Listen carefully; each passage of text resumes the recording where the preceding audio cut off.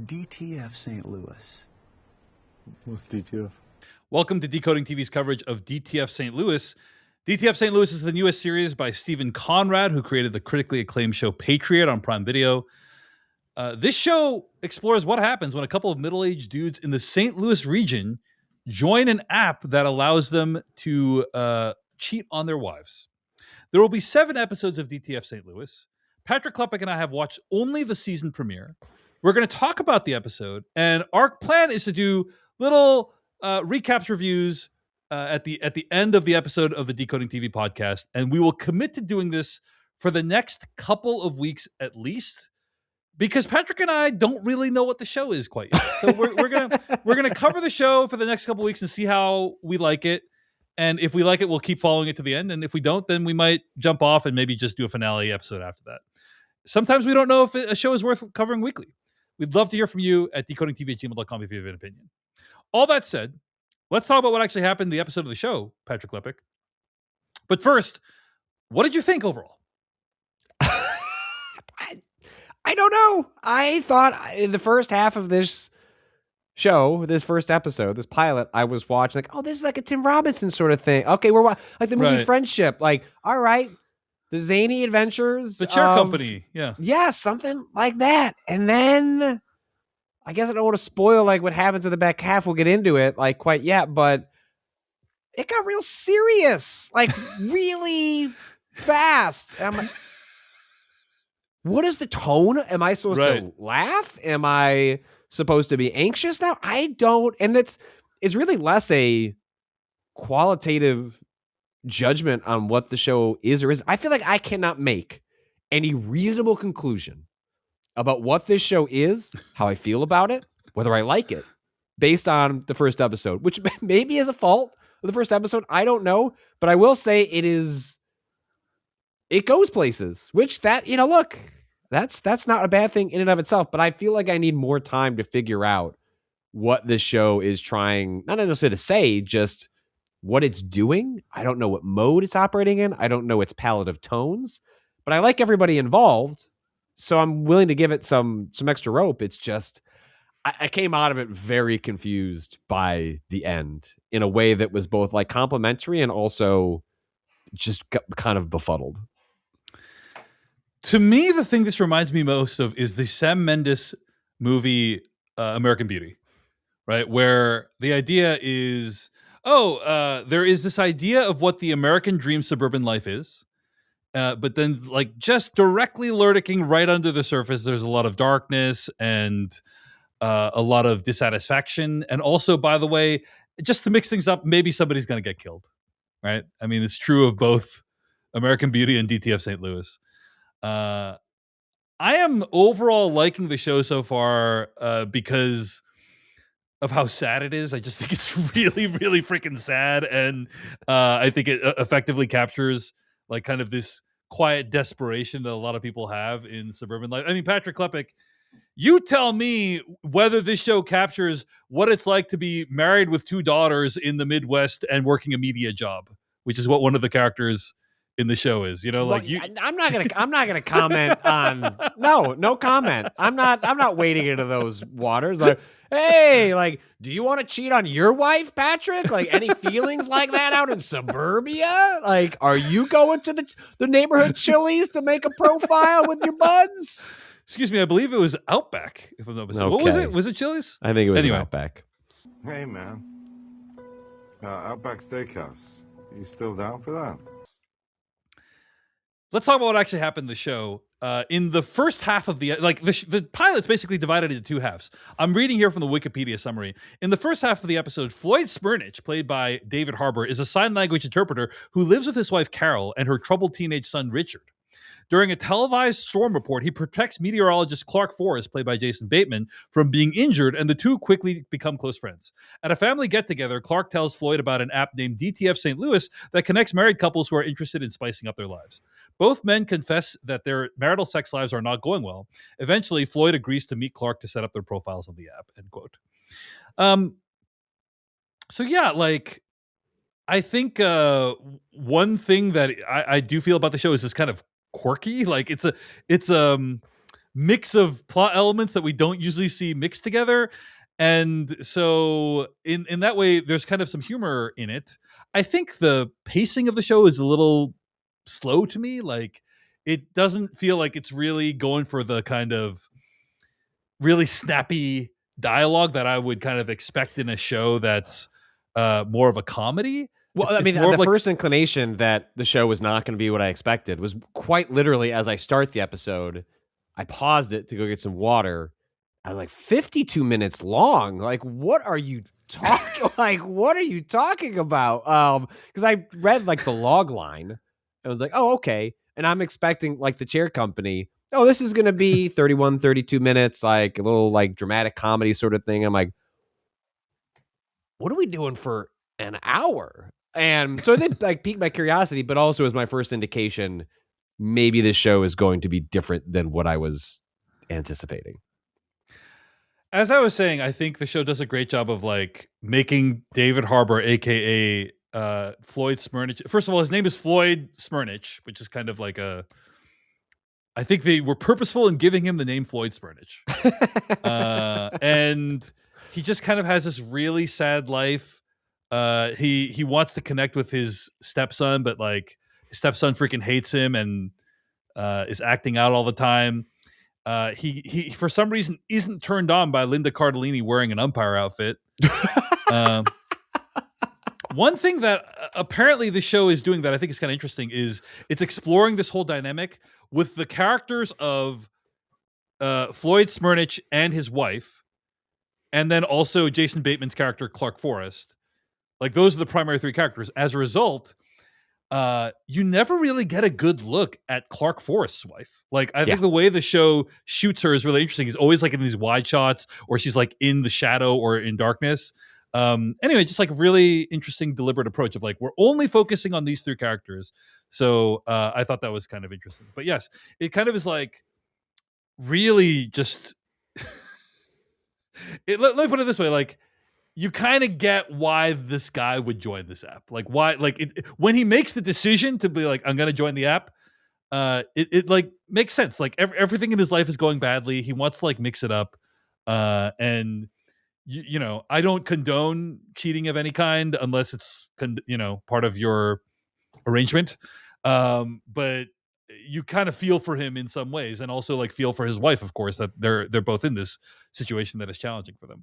I love when they play the headbands game and it goes horribly wrong, like in stark contrast to Clark Forrest's version of the game where everyone's like participating.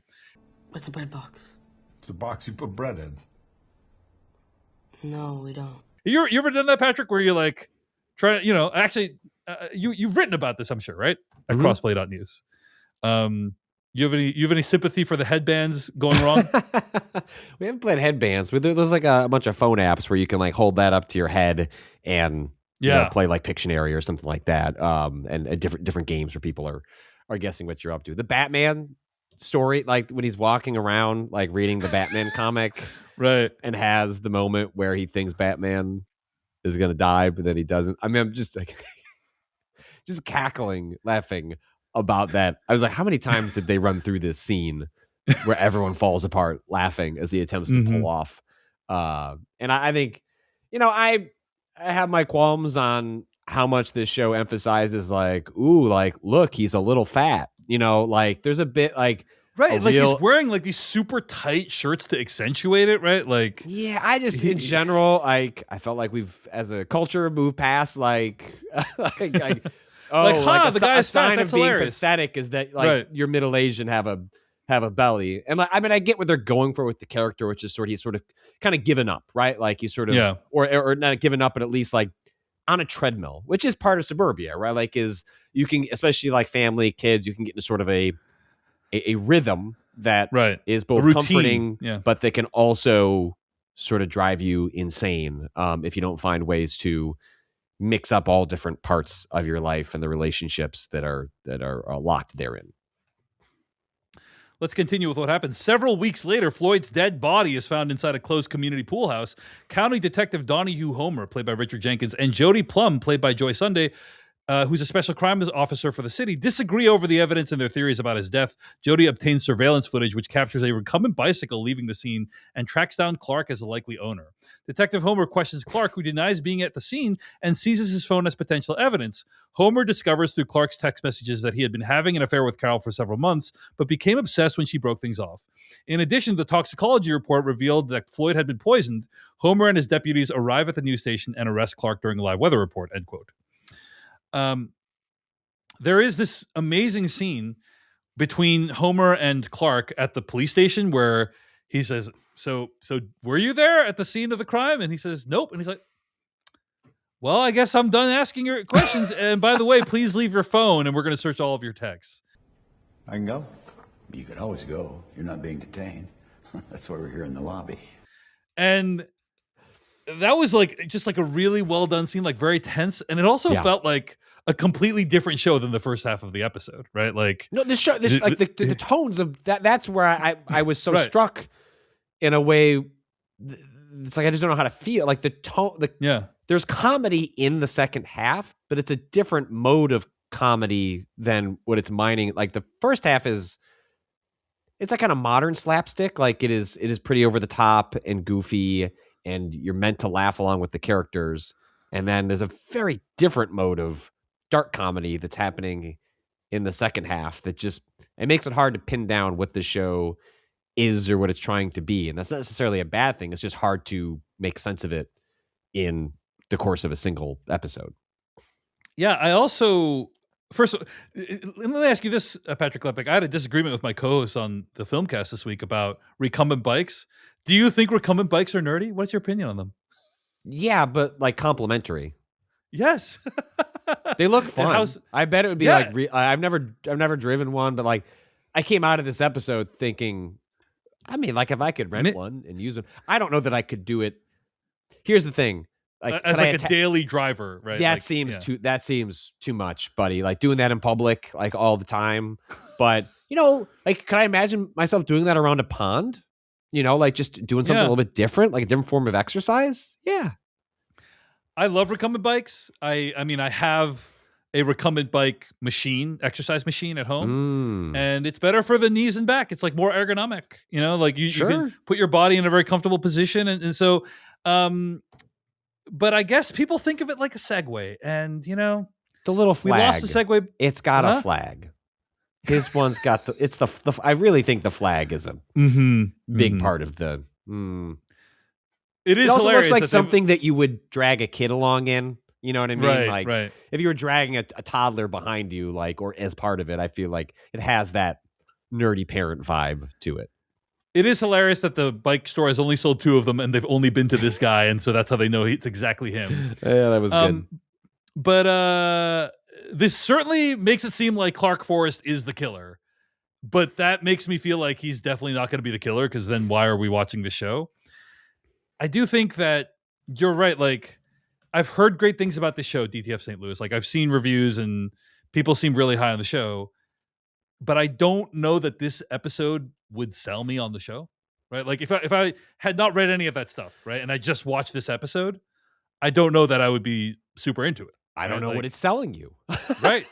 Like, what's the sales pitch at the end of this episode? It's going to be like a murder mystery. It ends with like all this evidence piles up at the end of like, he's having the affair, the texts are discovered, and then there is this wonderful scene where Floyd signs at him like, I know you're having sex with my wife. And I think it's a great way to end the episode, but it does make me wonder, where is the show gonna go from here? Like, theoretically it's a murder mystery that maybe has some comedic elements in it.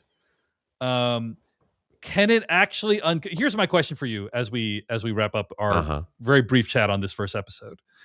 Do you think the show has the potential, not asking you to speak based on any personal experience, just what you've observed, to uncover anything interesting about suburban life, which I think is kind of, if I was to say, like, what is this show going to have something interesting to say about, it would be that, about like middle-aged suburban life in America right now, today, right, in this tech-infused world. That's what I'm guessing it's trying to say something about. Like, do you think it has that potential to do that? I don't. We'll see how much is it about suburbia as much as it might be about male loneliness, right? Mhm. Like inability to articulate one's feelings towards their partner about maybe their own insecurities or like the state of their relationship. Right. I think it is common for that to happen in suburbia, but I think suburbia might just be a setting for like a broader exploration of sort of like male loneliness and issues with sexuality. Because I don't know there's anything specific other than families end up in suburbia. I think that, the two characters they set up, you could set them in a city or somewhere else, and I think you would still be able to explore a lot of what they're going after. But in a city, you can't install a swing that allows you to just peek over at your neighbor who's sunbathing or whatever the hell they're doing. Looked like a little yoga happening in the backyard, and just doing a safety test. Just doing a safety test. Safety sesh. Safety sesh. As it were. Don't say safety that. Sesh. Don't say safety sesh. Come on now. Any other thoughts, Patrick, before we wrap up today? I want to say I'm interested in the sense of I want to like see what the show does next, because sometimes you watch a show, pilot is like, oh, I get the shape of where we're going. I may not know like the left and the right, but like I get to the end of this, and if you told me the next episode was a comedic riot, I'd believe you. If you told me there were more dead bodies and it's all drama, I'd believe you. I have to open the door and walk through just to see what is on the other side. Hey everyone, David Chen here. Thank you so much for watching that video from Decoding TV. If you want to get an audio version of the show, all you got to do is go to podcast.decodingtv.com. And if you want to support what we do, get ad-free episodes of the podcast and also bonus episodes of the podcast, go to decodingtv.com and become a paid member. Of course, you can also like and subscribe for more. We appreciate it. Thanks. See you later.